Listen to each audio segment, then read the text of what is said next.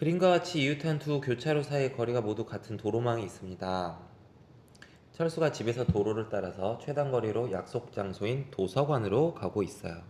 뭐 이런 식으로 가고 있겠죠. 도서관을 향해서. 가다가 어떤 교차로에서 약속 장소가 서점으로 바뀌었다는 연락을 받고 곧바로 도로를 따라 최단 거리로 서점으로 갔습니다.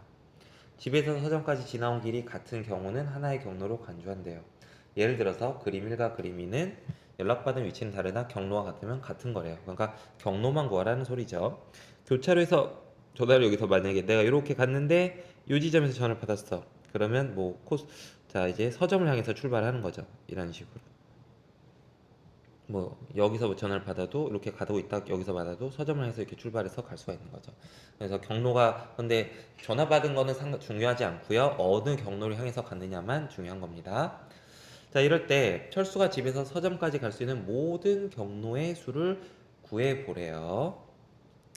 자 그럼 먼저 이제 파악을 해보면 원래 도서관까지 가려고 했으면은 원래는 어떻게 갔냐면 자 이렇게 경로수 찾는 문제는 오른쪽 이 화살표들 나열하는 경우의 수로 세는 거죠.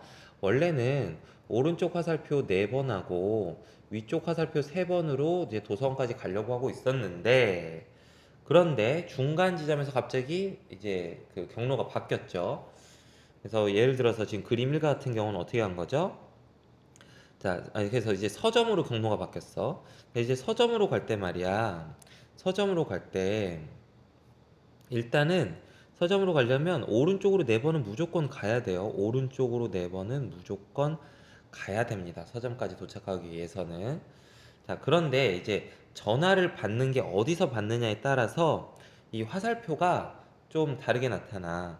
자, 만약에 지금 그림 1, 2나 그림 2처럼 이 라인 선상에서 그러니까 교차로 하나, 둘, 셋, 넷, 5개 이런 지점에서 전화를 받게 되면 코스들이 뭐 이런 식이 될 거야. 이런 식으로 뭐 이렇게 이런 식으로 되니까 오른쪽 화살표 4개에다가 위쪽 화살표 2개가 자 오른쪽 화살표에다가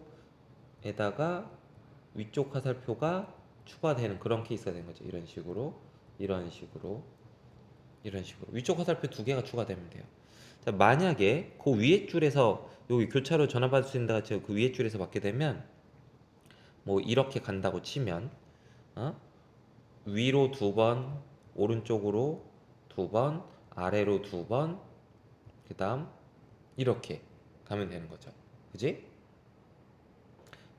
자, 그래서 이런 식으로 또 전화를 받는 곳이 여기일 수도 있어요. 여기서 받으면 위로 3번, 위로 3번, 오른쪽으로 뭐 2번 가든 3번 가든 뭐 이렇게 가고 아래쪽으로 3번 가고 이렇게 가면 아니면 이게 순서 좀 바뀌어도 상관없을 것 같은데 이런 식으로 이러면 이게 뭘 의미하는 거니? 위로 먼저 3번을 갔다가 오른쪽으로 3번을 갔다가 자, 빨간색으로 위로 3번 오른쪽으로 3번 그 다음 밑으로 2번 오른쪽으로 1번 밑으로 1번 이렇게 갔다는 거죠.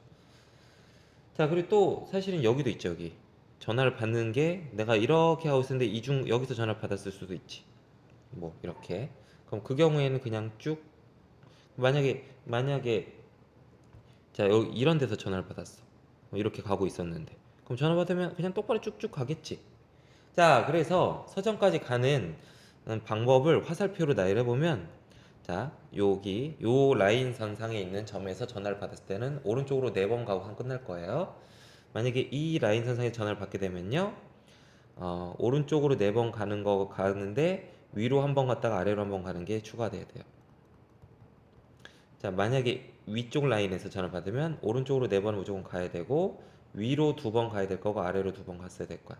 그 다음에 더 그 도서관이 있는 라인까지 가면 오른쪽 화살표 4개랑 위쪽 화살표 3개, 아래쪽 화살표 3개 이렇게 나열하면 되는데요. 근데 여기서 또 생각할 게 조금 한 개 더 있어. 뭐가 있냐면 그냥 이것들을 나열하는 경우에 수 세면 안 되고요. 그 순서가 있어요. 오른쪽 화살표, 위쪽 화살표랑 아래쪽 화살표는요. 반드시 위쪽으로 먼저 갔다가 그다음 나중에 내려가야 돼. 이게 거꾸로 갈 수는 없어. 만약에 이렇게 아래로 갔다가 오른쪽으로 갔다가 위로 갔다가 이렇게 간다는 거는 결국 이게 무슨 말이 되냐면 아래로 갔다가 오른쪽으로 갔다가 위로 갔다가 이렇게 가는데 도서관 갈 때 이런 일은 없단 말이야. 도서관이 이쪽 방향이라 처음에 무조건 이런 경우는 안 될 거고요. 무조건 위쪽, 위쪽, 아래쪽 요게 순서대로 위쪽이 먼저 아래쪽이 나중에 왔었어야 돼. 그래서 이 위쪽 화살표들하고 아래쪽 화살표들은 순서가 이것들은 이거와 이거는 순서가 정해져 있어요. 뭐 어떻게 정해져 있냐면 무조건 이것이 먼저 나와야 돼. 위쪽이 아래쪽이 나중에 나와야 돼. 응? 이런 식은 없단 말이야. 오른쪽 아래쪽 오른쪽 아래쪽 이렇게 가버리면 어?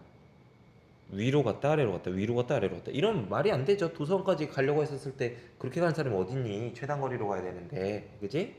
자 그래서 얘네들은 순서가 정해져 있어서 그러면 순서가 정해져 있는 문제 어떻게 풀기로 했었죠? 자 해석을 했어. 순서가 정해져 있다는 걸 파악을 했어. 그럼 순서가 정해져 있다 문제 이것도 그 같은 것이 있는 순열의 기본 유형 중에 하나죠. 어떻게 하기로 했냐면 순서가 이미 정해져 있는 것들을 같은 것으로 보기로 했죠. 그래서 선생님이 얘네들은 네모 그래서 첫 번째 네모는 위쪽 화살표 아래쪽 네모는 아니 두 번째 네모는 아래쪽 화살표로 의미한다고 생각을 할 거야. 그 다음 얘네도 마찬가지 그 다음도 마찬가지 이런 식으로 생각을 해서 이것들을 이제 배열하는 경우수가 정답이 되는 거죠. 그래서 1번에서 배열하는 경우수는 한 가지죠. 2번 케이스를 배열하는 방법은 4팩토리얼 나누기 아니야 6팩토리얼 나누기 4팩토리얼 가져야 되겠죠. 4팩토리얼 2팩토리얼 그 다음은 8팩토리얼 나누기 4팩토리얼 4팩토리얼 가지 그 다음은 10팩토리얼 나누기 4팩토리얼 6팩토리얼 가지가 정답이 되겠습니다. 1 더하기 계산하면 6 곱하기 5 4팩토리얼 약분하고 이건 2고요. 자 8, 7, 6, 5 나누기 자 4팩토리얼 하나 지운 거야. 그럼 4팩토리얼은 24죠. 10팩토리얼하고 6팩토리얼 약분하면 19, 8, 7 나누기 4팩토리얼 24.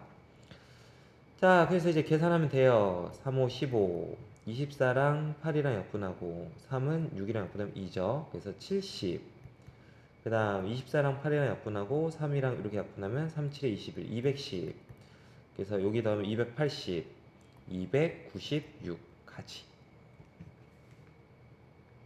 자, 이 문제 정답은 이렇게 됩니다. 자, 이 문제 좀 어려웠어요. 어떤 부분에서 어려웠냐면요. 문제를 파악을 해서 우리가 익숙한 형태를 정리하는 과정이 좀 어려웠어요. 자, 문제 파악을 하는데요. 자, 집에서 서점까지 가려면까지 가는 경로를 뭘로 표현해요?